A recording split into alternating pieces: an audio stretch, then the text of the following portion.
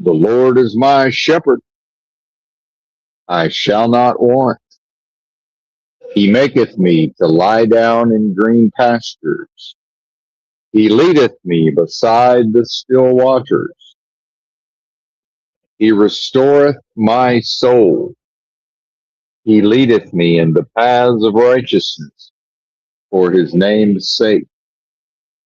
Yea, though I walk through the valley of the shadow of death, I will fear no evil, for thou art with me. Thy rod and thy staff, they comfort me. Thou preparest a table before me in the presence of mine enemies. Thou anointest my head with oil. My cup runneth over. Surely goodness and mercy shall continue to follow me all the days of this protracted experience of death. And I will dwell in the house of the most super intelligent power source and force of love and creation forever. One moment, please.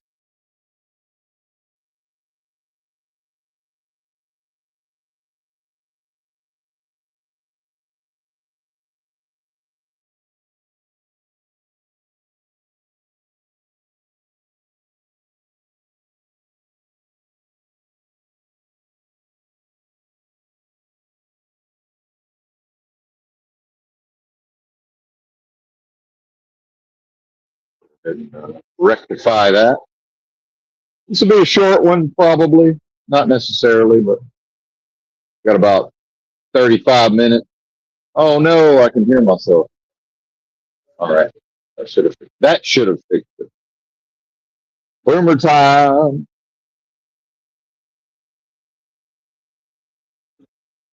And this truck stop that I stayed at last night, it's this interconnecting series of roundabouts, traffic circles. Not a fan. Not a fan. Your average bozo can't control themselves enough to refrain from dive bombing the roundabout. It's like, yeah, we need everybody going slow enough that we can all sort of read each other and what we're doing. Because hypothetically, everybody can get through here without anybody having to stop, which is the entire point of a roundabout, because otherwise what will be here is several traffic signals. If everybody dive bombs the traffic circle, then looks at the last second to see if they need to slam on their brakes to stop, then that entirely defeats the purpose of the traffic circle. So, yeah, not a fan.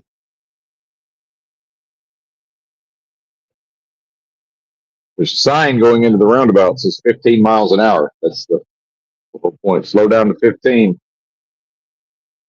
It's better than stopping for 2 minutes for a red light. Anyway, -2 degrees Fahrenheit on the dashboard. Let's just say 30 miles to the delivery in Minnesota. Not worry about the Insurrection Act, certainly.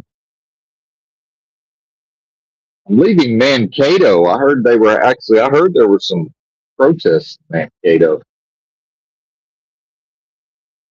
I don't know if that's true or not.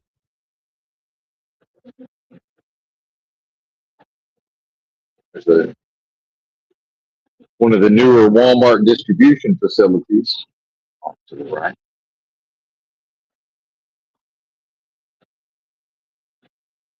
Shout out to the chat. Not that there is one. Shout out to Replay Crew.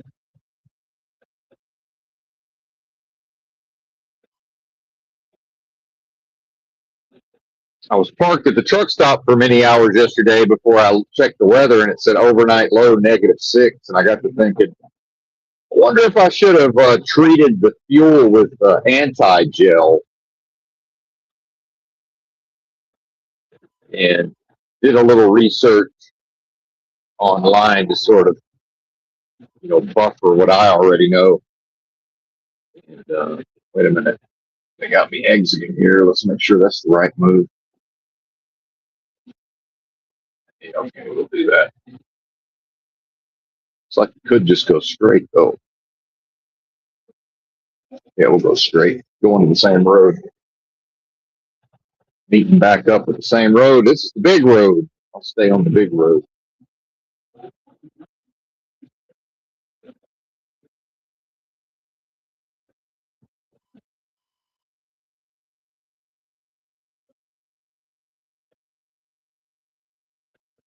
Driving slow to let the engine hopefully reach normal operating temperature in the extreme cold. But what I figured out is I got to thinking, and I realized that where I got 130 gallons of diesel fuel yesterday or the day before would have almost assuredly had the so-called winter blend with enough additives to keep the fuel from gelling up. And this being a truck with 44,000 miles on it, the newer fuel filters, much less likely for the truck to freeze up.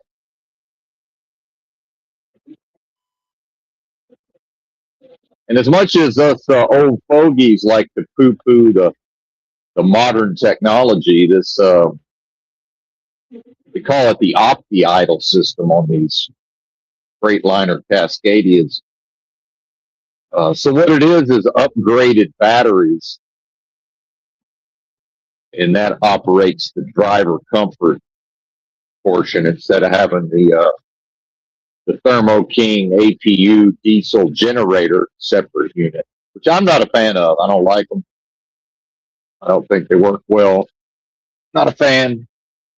So this battery powered, it did have to start this morning, and it ran for 2 hours to charge up the battery, and then that charge, didn't last for very long.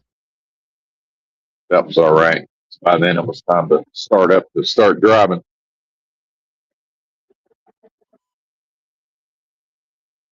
And I didn't realize this because I never looked into it, but if you turn, as long as the system is turned on, it actually keeps the coolant and the engine oil warmed up. So I'm guessing it has some version of an integrated block heater. So then your only concern would be fuel. Maybe it keeps the fuel in the engine warm. I have no idea. Apparently, the main way that the fuel actually causes a truck not to run, if it does gel, is it blocks a particular portion going into the fuel filter.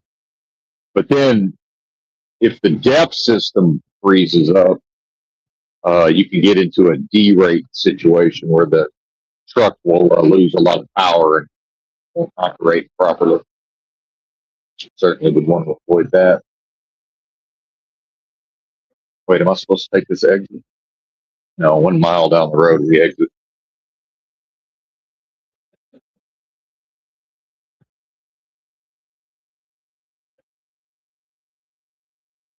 Got some good rest.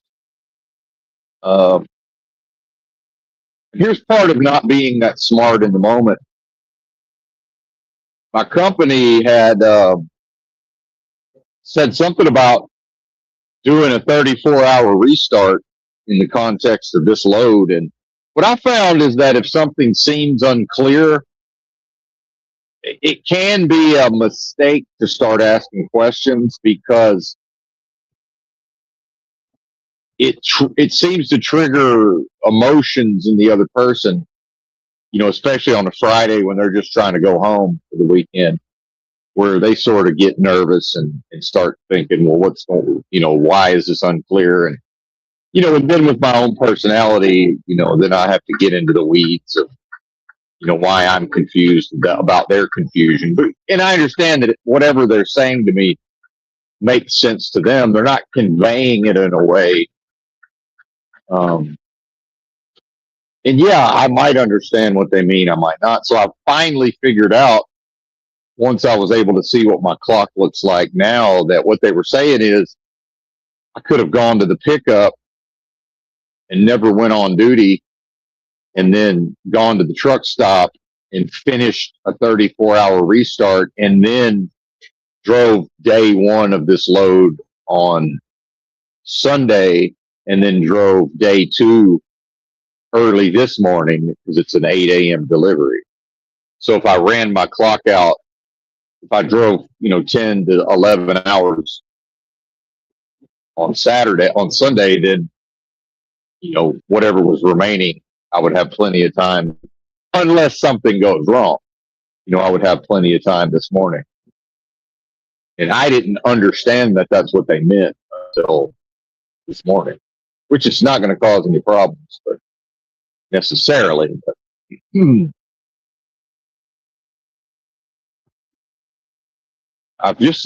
my experience with humanity is that, to immediately say, I don't know what you're talking about when they start talking about a 34-hour restart,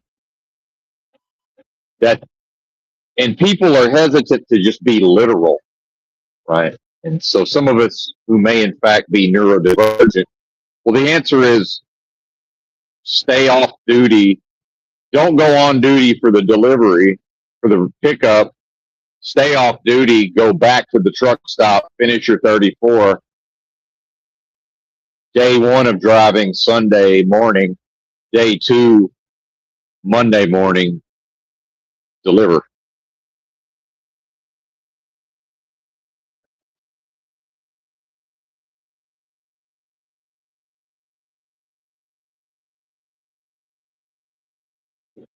I think that's what they meant. Not entirely sure. And sometimes I found when I'm texting, I have to really explicitly state what I mean, because I'll send a text and I'm looking at it and I realize, oh, that's ambiguous. So I add on something that sounds super obvious, but I put, hey, I understand this is super obvious. What I mean is this thing that may seem, we're scared of seeming super obvious. And part of that, I think, is a lot of folks will just immediately treat us like we're stupid for saying something obvious. It's like, well, no, I'm communicating clearly so we're all on the same page. This has nothing to do with whether or not I think you're stupid. And I'm willing to even die on the sword of, yeah, I understand this sounds dumb, but I'm saying it so we all know that this is what I mean. The ambiguity, right? Removing ambiguity.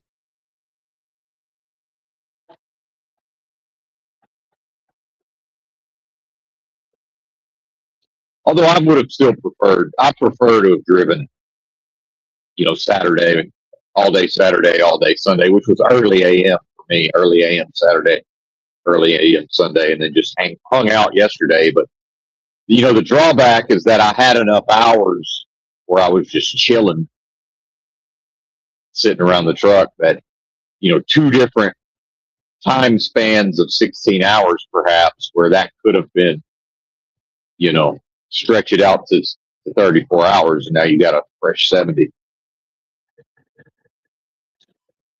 Probably still have enough recaps, and we are at the normal operating temperature. Yeah, I must say I'm impressed with the setup on this truck. Cold starting in -1 temperatures.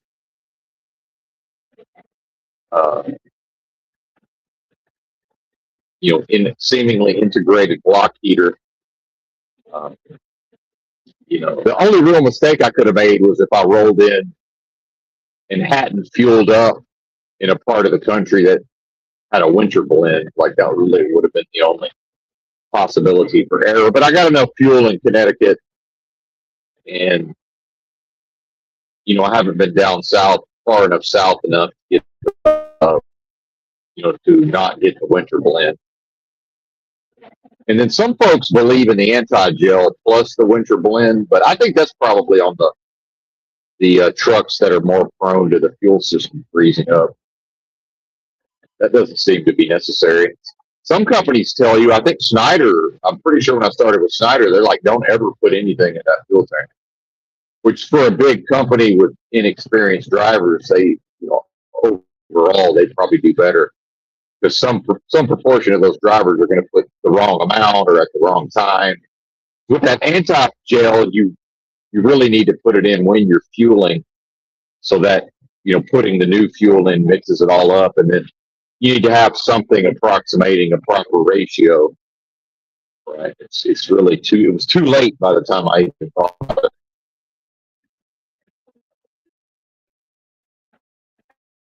I weren't worried. I weren't worried though.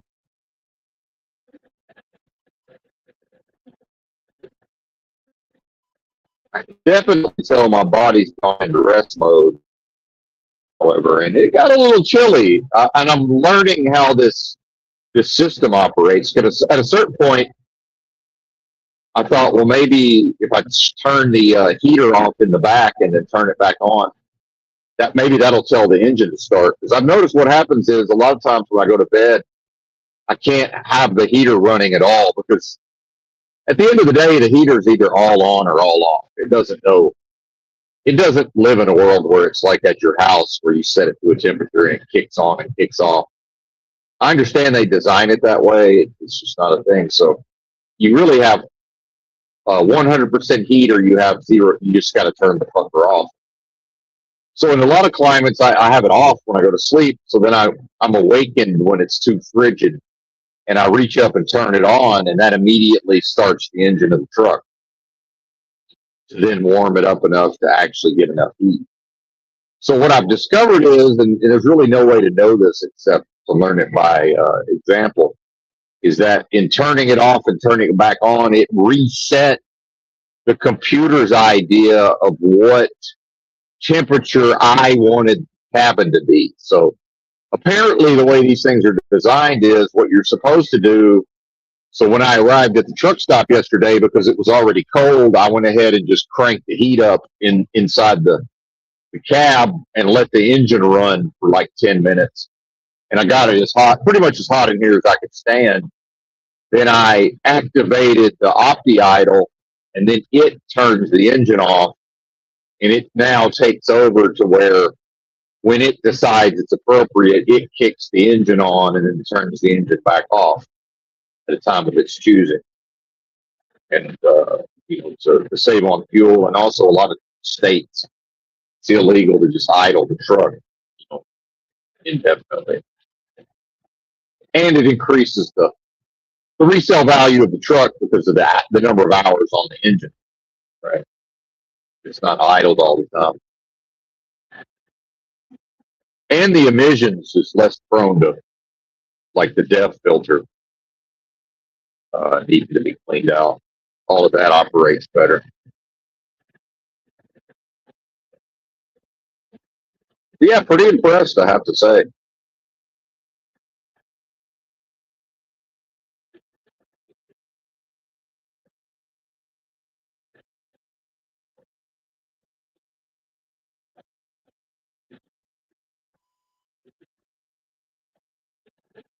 Which reminds me of somebody had backed into my tractor and like cracked one of the aerodynamic cladding pieces, and they had me take it to the company shop in Chicago to get it, rigged, right? Get it rigged up. And there was two old heads in there, 30 plus year experienced drivers, black guys, and they were in there getting like everything replaced on the truck, get it ready for winter. New batteries. One guy wanted new drive tires. Make sure to find and fix all the air leaks on the tractor and the trailer. Which it all makes a lot of sense. And I'm in there with a brand new truck, which I don't personally give a shit overall. But and see, these old heads, like, they probably want to idle the truck. Now the one guy, he was definitely in a no APU idle the truck situation. He was a solo The other dude apparently was team driving with his wife or whoever, his girlfriend or his wife. So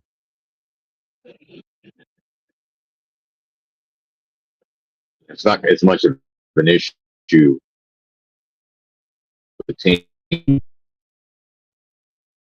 It's the trucks team majority.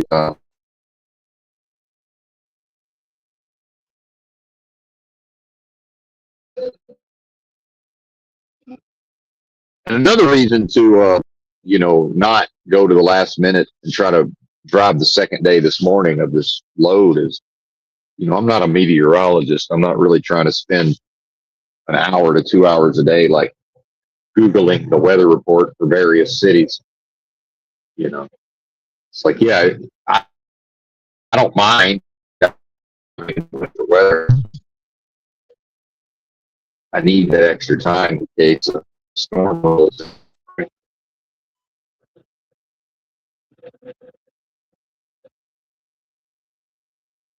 long as everybody else is cool. Sometimes the people around me are driving so nuts, it's like makes me not want to drive.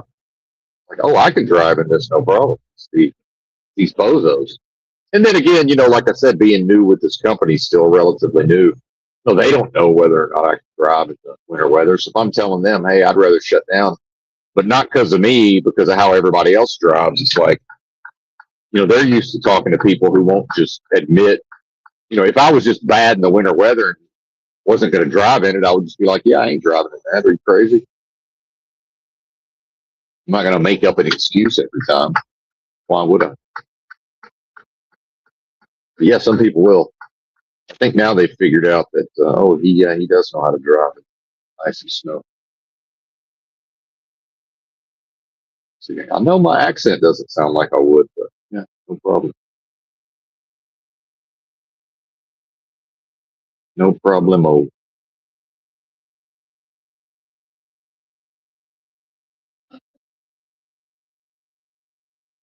Man, I'm up to 159 pounds. So now what I'm doing is I'm cutting I'm going to eat half as much fruit as I've been eating every day.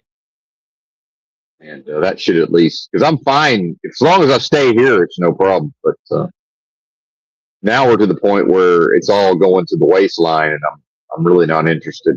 I want to stay in my 30s. I'm really trying to go to 32s. And they got the elastic waistband anyway. I mean, I might already be stretched out to 31. Yeah, see, they got the plows out, even though it really hasn't snowed much. And I got my boots on. I'm warming up to these boots. I didn't like them when I first got them. The $150 Merrell's tactical style. They look kind of law enforcement-y a little bit. So do the pants, but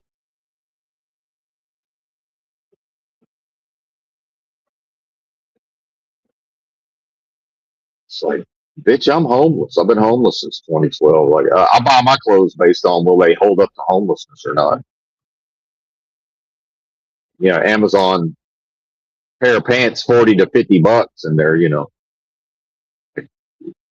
rip stop nylon or whatever.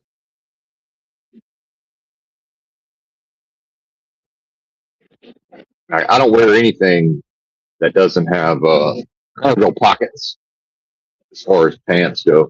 That's mandatory cargo pockets. Very useful in homelessness. So we're getting to the royal we arriving at the delivery super early. Google Maps had no idea what time this place supposedly opened. So, and I already scoped it out. It looks like I can just go ahead and back in. If not at the dock, probably off to the side somewhere. Unless some other driver's been there all night. In retrospect, I probably, and here's another problem with driving so early in the morning. I don't know if they're closed on Sunday, this would have been fine. But hell, I guess it probably would have been better overall to just get there yesterday. Now that I think about it, I didn't use the truck stop facilities at all.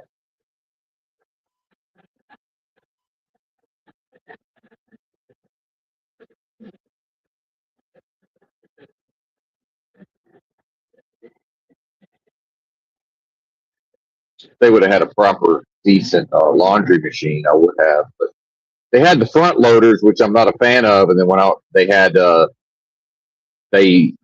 used at least. They only had two, and they used one of them to wash their towels for their showers. I'm not into that. I don't. And again, I'm not even. It takes a lot to bother me at the level of germ, but I'm not a fan of that. They should have their own separate laundry machine for that.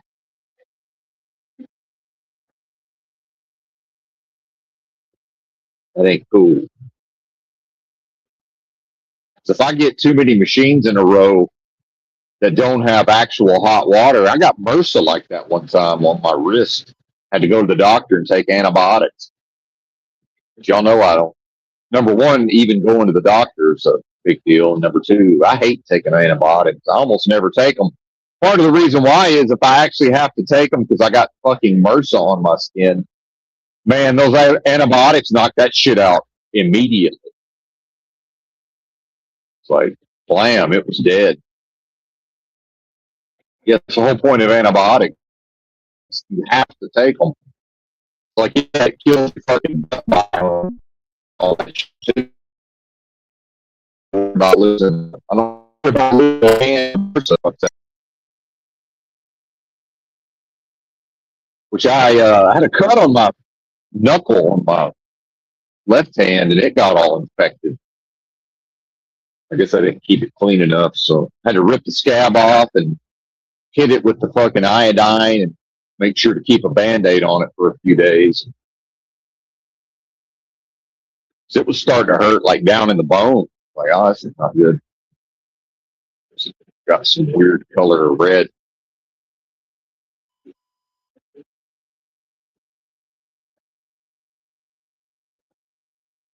Looking at that like, man, I don't want to go take antibiotics. So I think I'm good.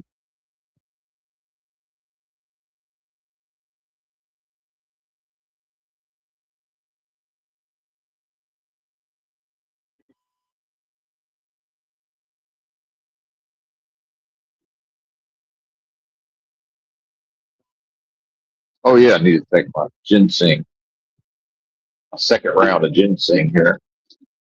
I'm hoping they send me straight to Indianapolis. I'm about ready to get my new phone. So I'm going to talk to them about that this morning. I've got enough hours to just go to Indy, deliver, and then take my 3 days off or whatever.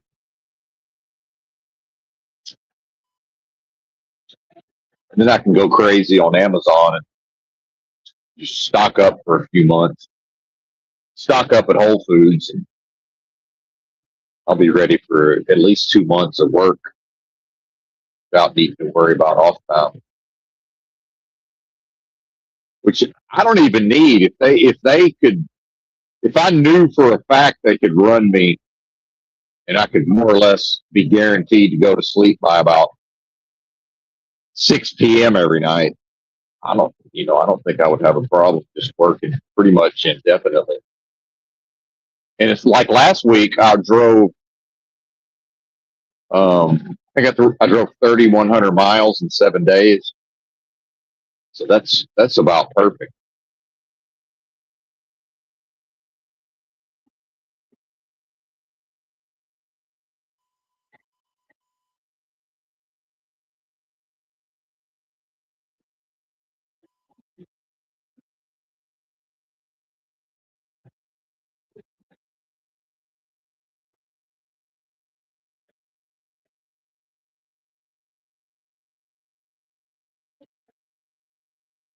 So I scoped out ahead of time where I'm delivering to. I may or may not be able to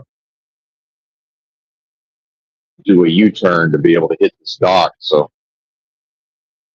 I dropped a bunch of waypoints on the map so I can go around the long way through town and be facing the right direction to back into the stock. Of course, if I get there and nobody's there, there'll be plenty of room to do a U-turn. I don't know.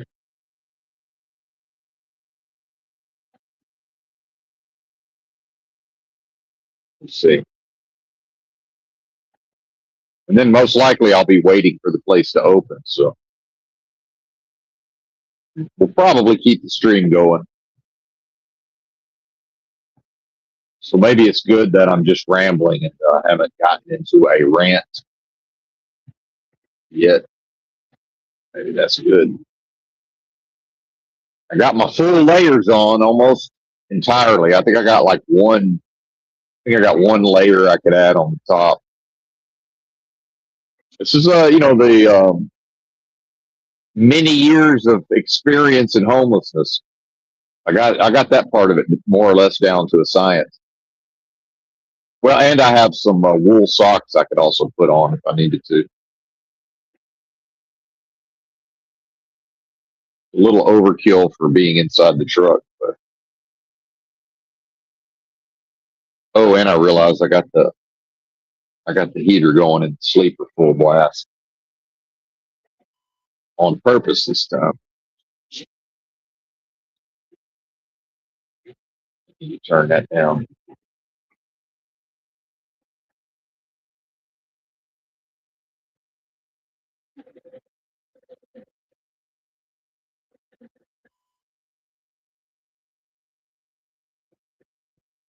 -4 on the day. It's supposed to be -6. Of course, that'll be closer to 6 a.m. Well, the hell, it's about 6 a.m. Yeah. So it probably is -6.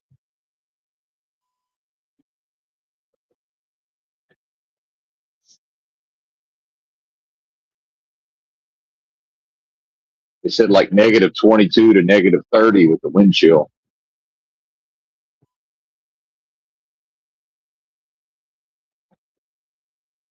I'm assuming they'll send me to like St. Paul or Minneapolis to get loaded, which is nearby. Not necessarily though. Maybe Wisconsin. Let's say.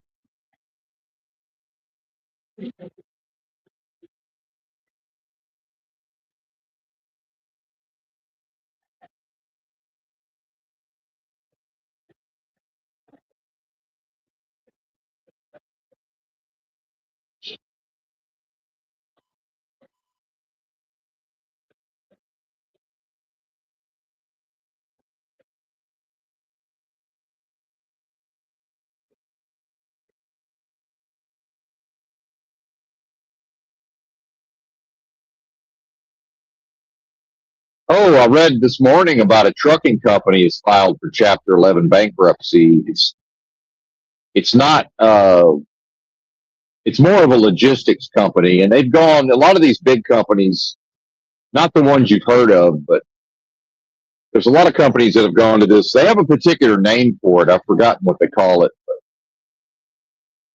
it's like this integration of these various. It's like it's hard to explain. I don't understand transportation well enough, but it's STG Logistics. They said they're like #4 nationwide in their category.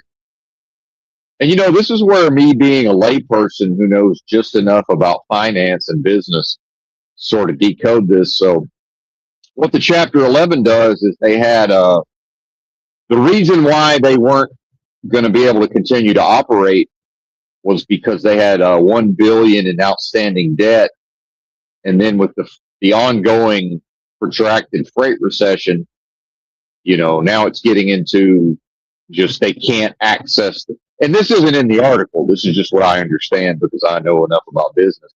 So what the problem is that they can't get enough credit, to continue to operate in the near term on an ongoing basis. They're going to need more credit. So the Chapter 11 gets rid of, it said 91% of that 1 billion.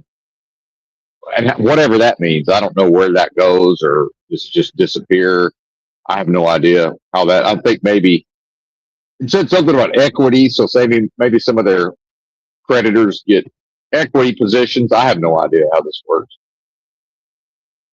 or they get paid back in some way. I don't really know, but um, and then they're getting immediate 150 million in financing, and it's said to be able to, again, that's short-term cash flow. It's said to pay the employees and to also do a couple of other things, which really what they mean is to have enough money for like a month of payroll, or whatever. So they know that in the near term, everybody that works there is not going to have to worry about, at least for the next month or so, they're going to get paid, right? Most likely. And so then it got into this history of STG logistics. And again, none of this is, you'll have to do your own research if you even care, but this is my understanding of what I read real quick, was that they started acquiring a lot of other entities. So one of the largest trucking companies in the country is this XPO Logistics, or XPO, and they do a lot of like LTL type stuff. But, they also do truckload, van truckload, and, they're a real big company. And so STG acquired their XPO's intermodal division, ostensibly for the equipment itself, right? The chassis, the containers, and, certain probably terminals and all of this stuff. And so the fact that XPO would even want to spin that off, it makes me question, well, why in the world would XPO, who's this large, most likely profitable company, why are they dumping their intermodal, right? Which, that's the chassis, that's the containers they put on the rail ships, or the rail ships, they come in, from overseas, come into the ports, and then get put onto trains, right? So trucks get loaded onto a chassis, and a truck takes them somewhere, and they get loaded on a train. But not always, but a lot of it gets loaded on a train. So I'm already suspicious. It's like, so they got all this financing. So this $1 billion they owe, like how much of that is tied up in these acquisitions? And it described a few other acquisitions, and then apparently STG at a certain point was acquired by a larger company that was, again, probably some version of a hedge fund, right? So now you're getting into the more like the wealthy elite levels, so actual rich people and what they do with their money. Now you're getting into evil bloodlines, what people are born into, this idea of certain hedge funds literally owning trailer parks and, houses for rent and all of this stuff, and farmland, right? It's ultimately, at the end of the day, it's rich folks owning and controlling, assets, hard assets, and access to what? Shipping, access to, rail lines, access to the ports, and all of these things. For good, bad, or indifferent. But then now we see how the wealthy use the legal system, and they use all of these mechanisms. And once we get the government involved, guess what? That's you, taxpayer, if you pay taxes. Guess what? That's me if I pay taxes. Right. And I mean income tax. All right. Let's see. Can I make this turn? This is a tight one. It's like we're going through somebody's neighborhood here.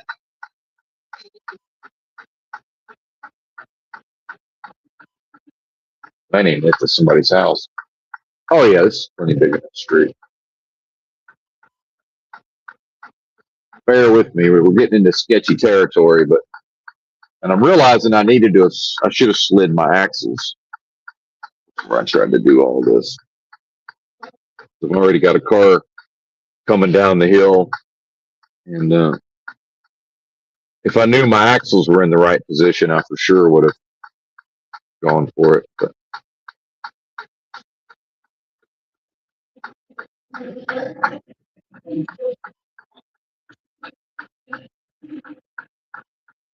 just out of an abundance of caution.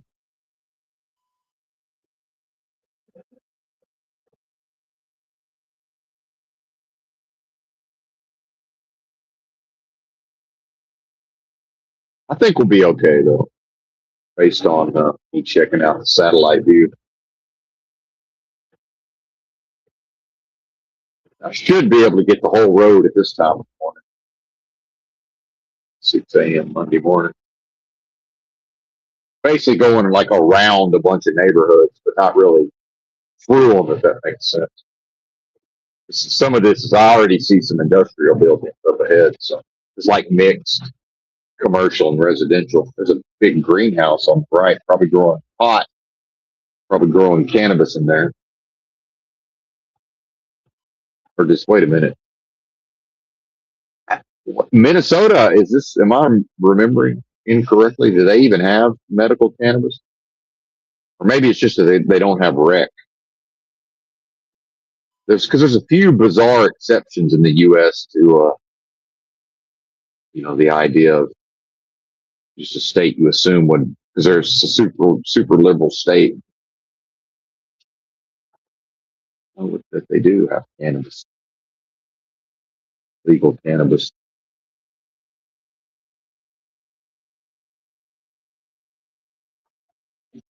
Shit, am I there? Oh no, it doesn't want to. Oh, I see what happened. It thinks the road ahead is no trucks. It's not. We're gonna do it anyway. Yeah, and this is another thing I love about this. Um, unless there's some kind of bridge or something up here, that might be the only. Now we got to really pay attention. So bear with me. It would suck, but I could definitely back out of this motherfucker if I had to.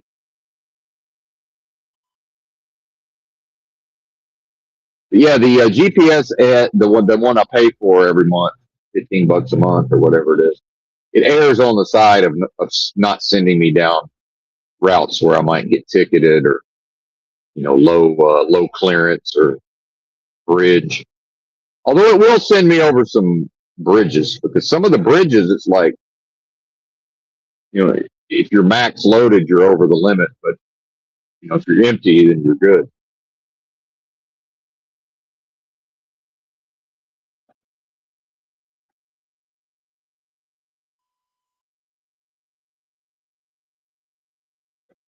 This is a school or something, so I highly doubt there's any kind of low clearance school buses that get through here. Yeah, we're probably good.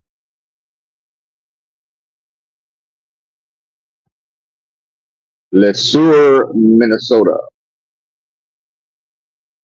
The joke writes itself. I don't even know if I'm pronouncing that correctly.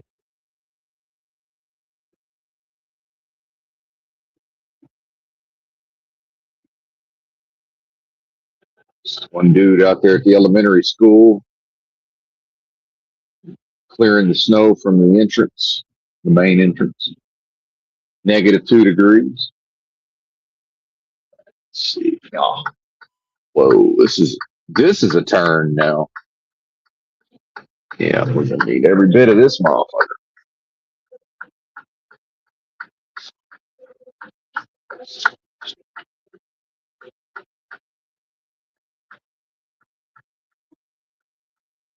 Yep, we made it.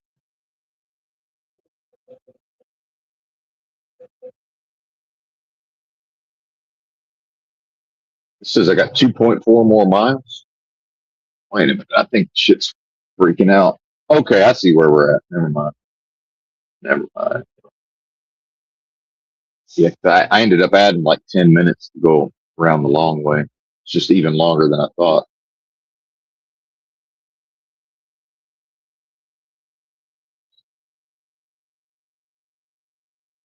Wow, somebody's got a bobtail parked across the street from the school. He must live there. It's a house, so it must be his house.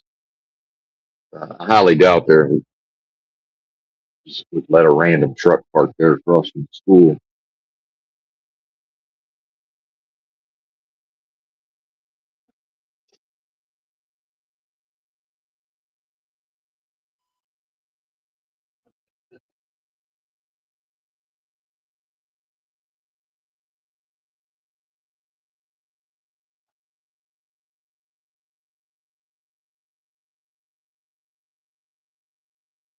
Coming traffic does not stop.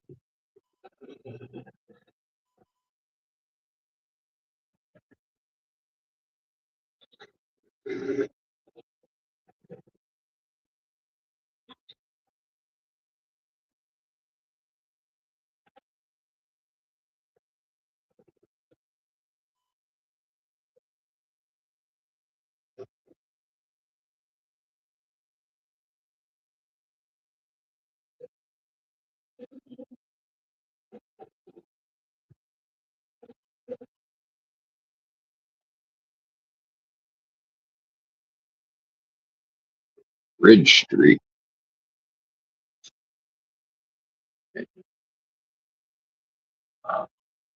Avoid that. Oh, wait a minute. I may have to turn there. Wait a minute. I confuse myself. Is Main Street not go? Oh, Main Street doesn't go through up here. Where am I at? Yeah, I think I have to turn up here. Yeah. Okay, I see what happened. I didn't look closely enough at the map. This is gonna be a bitch.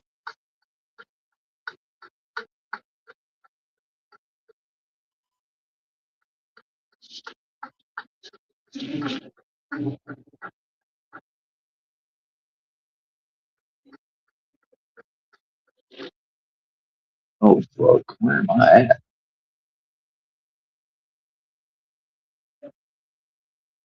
Okay, now my GPS thinks I'm on something that's not even a street. So this is it's getting weird.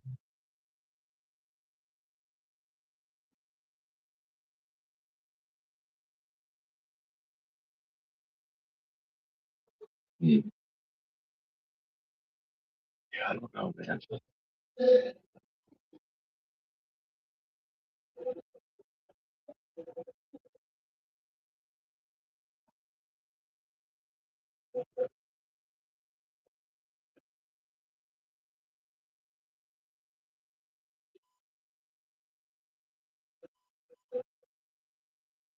Place should be up here on the left. If I've done all this correctly. Confused myself somehow in this process.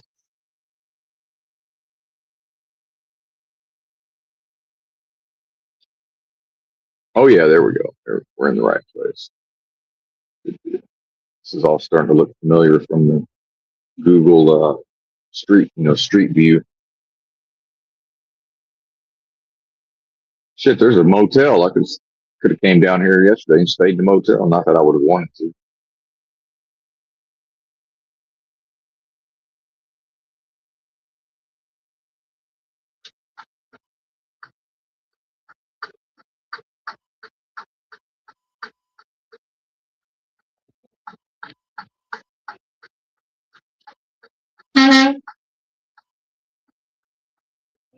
I was just out to lunch, man. It's like, yo, bro, don't you see me here?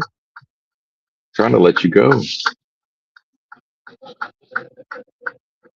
Come on, semi going 1 mile an hour with my flashers on. Why are you waiting for me? I don't know. It's just bizarre. He's on his phone. I mean, we know the answer to that. He's on his phone.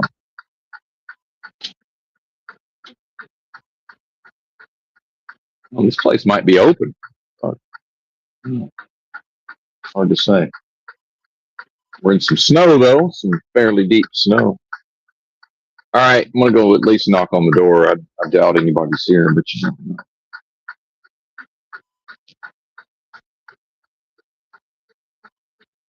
BRB.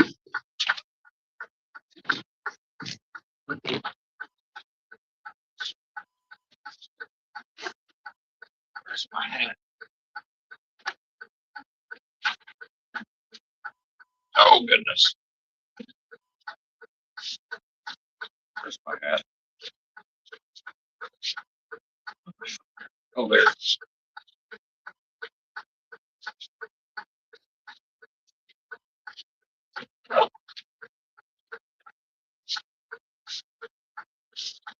There's Bill's lady. Oh, I know where they are.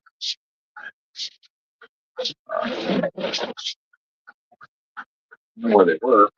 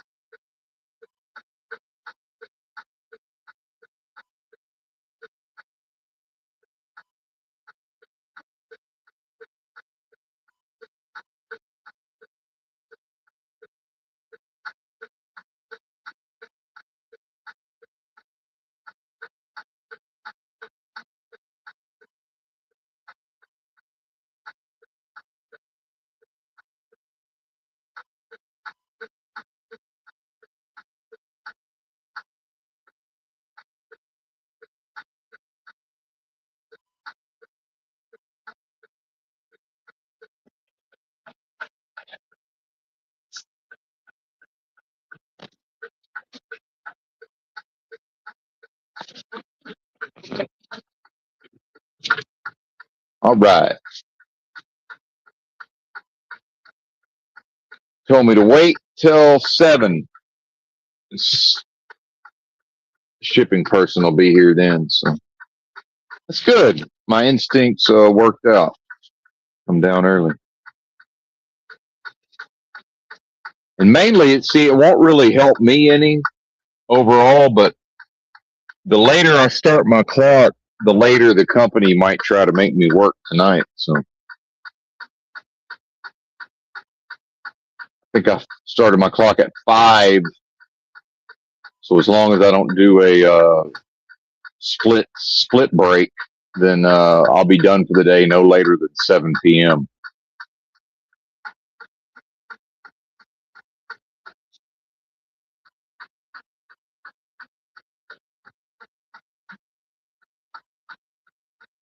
Now, my question is, will the truck idle? See, these things should be programmed because of the extreme cold. It should idle, but I'm going to idle the engine up. You can manually tell it to idle higher. It'll go up to 900. So crank it up to 900 and see what happens.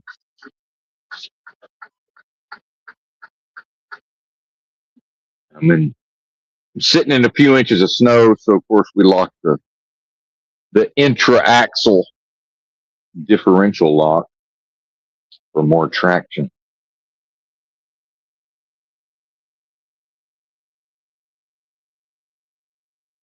The guy took my paperwork, which is always a good sign. But he said he might have to go to a different warehouse, but I think they probably mean it looks like the same company's on the other side of the street, which if they send me to the other, now I'm facing the wrong way to back in over there, but I might be able to do a U-turn right here, maybe. I don't know. Just figure it out some kind of way.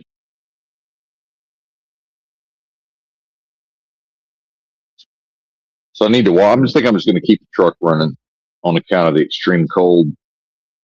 Unless if the coolant temperature starts dropping too much below like 150, I'll probably shut it off. But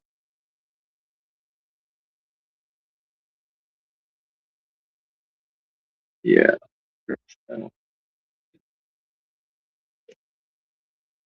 When I was with Snyder, my first winter with Snyder, I was up around Chicago. It got down to negative 22 air temperature.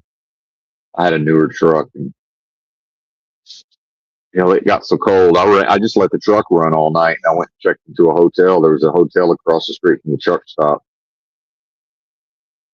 Just let the truck run all night. I saw, man, there was a lot of trucks got frozen up. And some of them you could see them out there.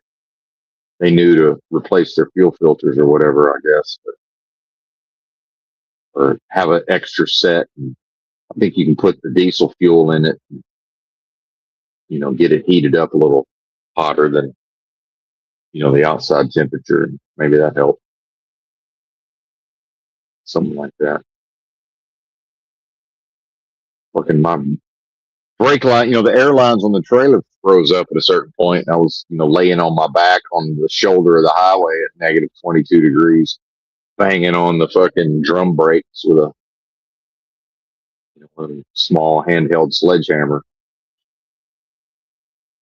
So yeah, you want to be yeah, add that to the 20,000 reasons why most people would never do this job, right?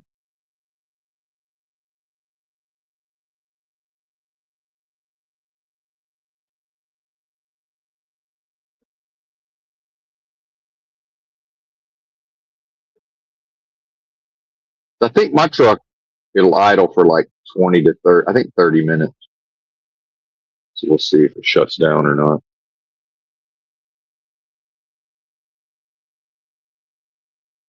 Sometimes they have like a button sequence. There's a way to defeat it, but if every year that goes by, there's less and less of those mechanisms. Whatever truck Snyder had me start in, it was a 10-speed manual. I think it was like a 2016 Freightliner. I bought a 15-pound dumbbell and just put it on the gas pedal. And then, of course, this 2026, sometimes I'll start revving up the engine to build the air up, and it'll start shutting down after like 2 minutes of that. They figured that trick out. If the driver idles the engine, the driver puts a dumbbell on the accelerator, shut the truck down.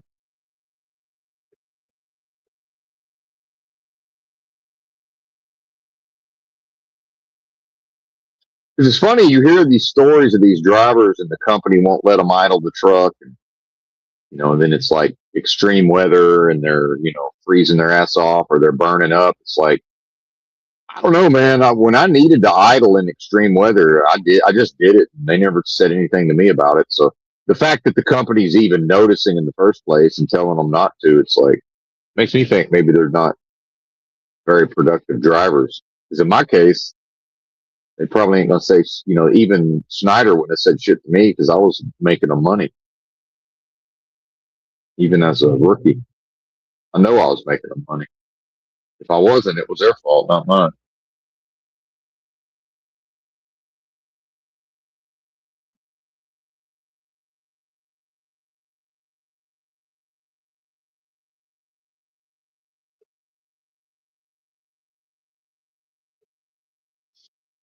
It's almost time for fruit. Cutting my fruit intake in half so I don't gain any more weight. It's all been good weight, but it's funny how the body works too. That muscle memory is a real thing because I can still do a couple of pull-ups even though I've gained 40 pounds. If you gain the wrong kind of 40 pounds, you ain't gonna. And I could only do, I could probably, again, I'm not even training or anything, so I could maybe do 3 max, but strict form before when I was like a $120, $135, but get close to a $160. If it's the wrong kind of weight, you'll find out that you won't be able to do a pull up.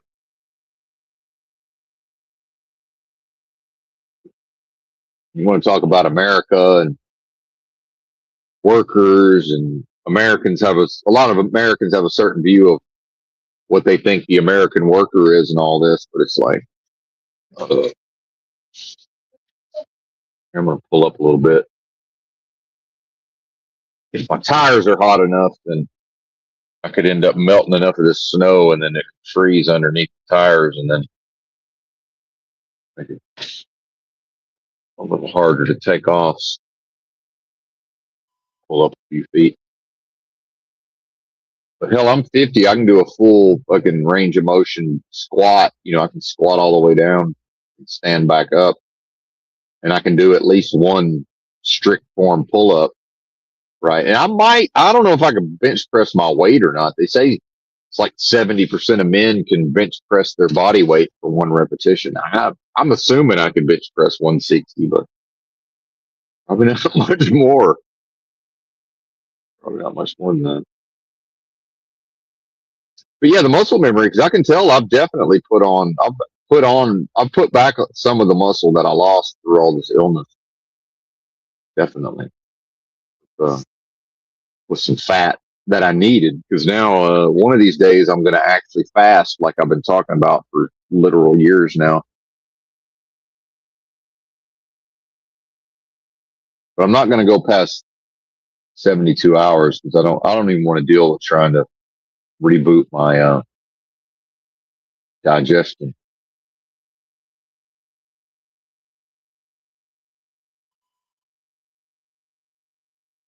But I noticed the local truck driver, he's got his block heater plugged in. There's a truck at the dock. He's got an extension cord running to his truck, so he'll be able to start it. It's probably been sitting there all weekend.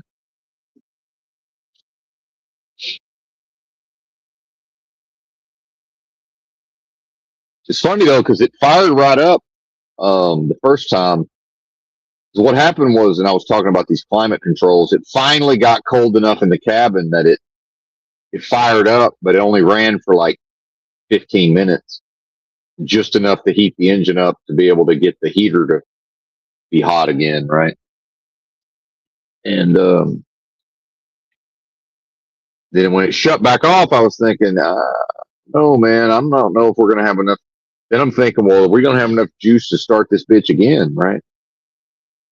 And I noticed that a few hours later, it started again in battery mode, which means it runs for a full 2 hours to charge the batteries. But I noticed it didn't have any problem starting, but it didn't start as strong as that first time. It's like, yeah. So it's showing me that the way the system is designed, you can't run this thing on old batteries. It wouldn't work. It just wouldn't work in the extreme cold. But here at a normal temperature, older batteries will be fine, right? But you get out in 120 degrees, it's probably not going to work. And then you get into, start getting significantly below freezing. Same thing. Because my water temp is already dropping. It runs about 190 normally, unless it'll go hotter going up a hill or whatever sometimes. We're already down to what? We'll be to 175 pretty soon. So if we can't hold, I don't know. We're still idled up. Let's see.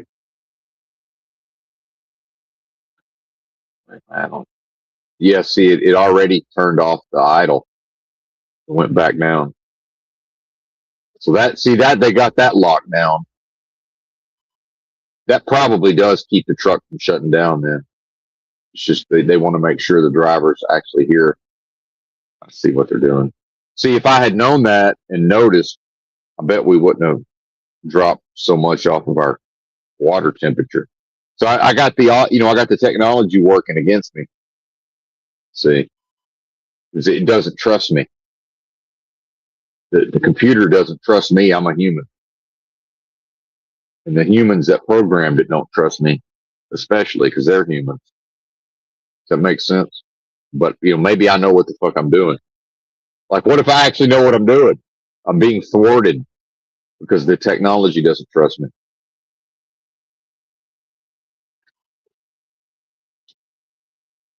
But yeah, back to this trucking thing with the trucking company filing for Chapter 11 and restructuring their debt and all this. And so the reason for that is now they can get more debt. They can get more credit. They can take out more debt. See, at $1 billion, it was like, no, we're not going to give you more credit. So when they acquired all these other companies, and this, like I said, XPO, one of the biggest companies, logistics and LTL and truckload, they're a big company, one of the biggest. Then, why are they selling the majority of their intermodal division? I'm assuming if it was very profitable, they wouldn't be selling it. So then, in order to do this deal with STG Logistics, STG would have to understand on some level, they would need to understand that, well, they'll give it a shot, but then if the freight recession continues, well, then they know they can do the Chapter 11 thing, because the debt that they're restructuring presumably would have been, at least half of that was probably buying, all of these assets, right? So they're more or less getting this stuff for free, if you think about it, in a way, right? So now when we look at poor folks, and the idea of people are angry about food stamps and people are angry about Section 8 or whatever, but your average American doesn't have the knowledge to be angry about what these businesses do, what the banks do, what these financial institutions do. I don't even understand it that well, but it's like, yeah, I see what they're doing. It's a scam on some level. Why? If you want to talk about free market economics and all of this, they should have to have cash. It should have to be an actual above board deal to acquire these. They shouldn't be able to just acquire these assets knowing, well, ultimately they're placing a bet and this is what I mean by the taxpayer doesn't care how their money's spent, because at the end of the day, the taxpayer is on the hook depending on how the thing breaks, right? Um, how it shakes out. But so they have a risk on the upside where if everything works out and they make enough money off the deal, everybody's good and the stock price probably goes up and it's record earnings. But then if it goes bad, it'll only go bad because of a continued freight recession. And now you have sort of a built-in excuse on the one hand, and then number two, it's like, oh, we'll just file Chapter 11, we'll get the debt restructured, we'll get immediate access to even more debt. And what if you had like 2 straight quarters of the rates? What if the industry does start to recover? They'll probably just go right back to acquiring new assets. See what I'm saying? They'll just leverage. So like debt that they maybe could have continued to carry on their books, they've offloaded that through the courts and these legal maneuverings of Chapter 11. But then the instant they're able to justify it, they'll probably go right back to acquiring new assets, because typically when a company starts doing that, they're sort of in the mode of they're just buying up everything they can buy up.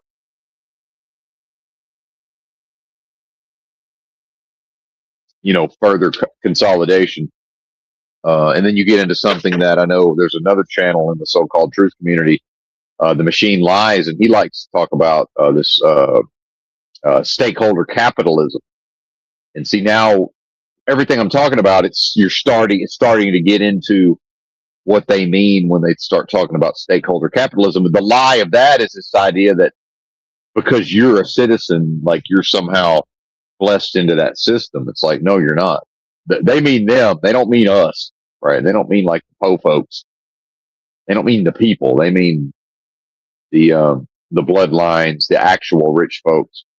And again, that comes right along with serving evil. The root of all, the love of money is the root of all evil. And what is the love of money? It's rich people who identify themselves based on the fact that their wealth increases every new moment into perpetuity. That's what it is to be rich and wealthy.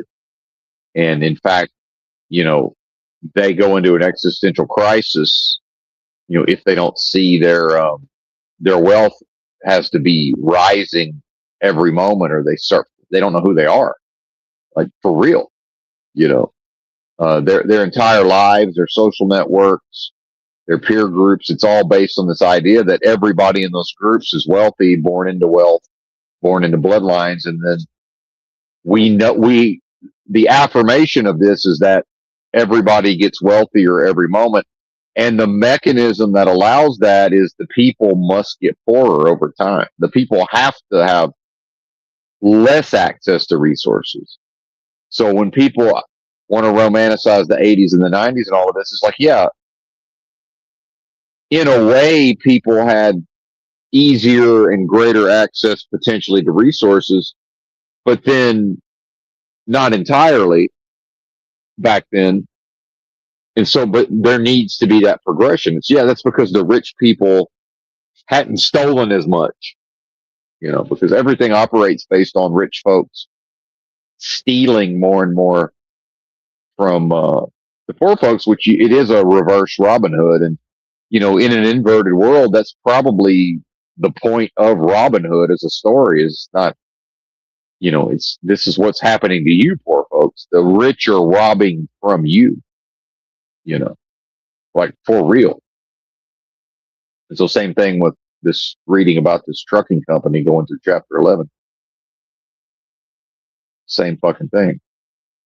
But then, a human, a regular working class human will be angry and upset at other working class humans because the system determined that they get food stamps or that they get Section 8 or whatever. It's like, well, I'd rather see it go to a person than see all of these companies on behalf of rich people buying stuff up, and then they're free rolling the public, because if it goes bad, they know that they're not going to be left holding the bag. They can't lose. They've created a no lose situation for themselves, right? And, how could I ever be angry because a human being got a certain amount of money for food, and then they're like, oh, well, there's a lot of fraud. Of course there is. Name something that there's not a lot of fraud involved with. Just start naming things, and you'll name something that is fraudulent. You can't name anything that's not fraudulent. And again, now we're back to the only accessible meaning and power potentially is within myself, because there's a space within me, encircled by the dead flesh, again, accounting for waking dreams, surrealistic, unreality, deja vu all over again in the context of a world of death and game of lies. That's the kingdom of God is within you. The kingdom of air quote so-called God is within you style. There is that incorruptibility potentially accessible within myself, if only at the level of the philosophy of solipsism. I've found it inside of myself. I've uncovered it and tapped into it. I have no way of ever confirming that other folks, that if that's number one even possible for them, or that number two, if somebody, at the end of the day, you're taking my word for it. I'm claiming these things, but it can't be substantiated. There's no way to prove it. So it is solipsism in a way. If you think about it, that is the philosophy of solipsism, which is I know for a fact that that's the case. Nobody else can know that with respect to me. So in a way, on that level, I'm effectively the only being here having this experience from my perspective, based on what I can provably to myself confirm. So that is solipsism. Because remember, the philosophers and the universities will tell you, well, it's completely invalidated. It can't ever have validity in any context whatsoever. And I'm here to say, no, y'all are wrong. Philosophy's wrong as a course, as a series of courses at university, philosophy professors, philosophy students, books on philosophy, they're all wrong. Correct philosophy is the what? Absence of incorrect philosophy. So, am I really to believe that the systems of man have access to correct philosophy and espouse correct philosophy? Bullshit. Maybe at times, enough correct philosophy to mix it with incorrect philosophy to lie to people. Sure.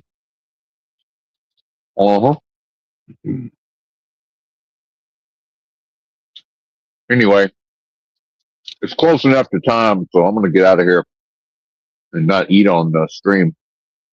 Bye.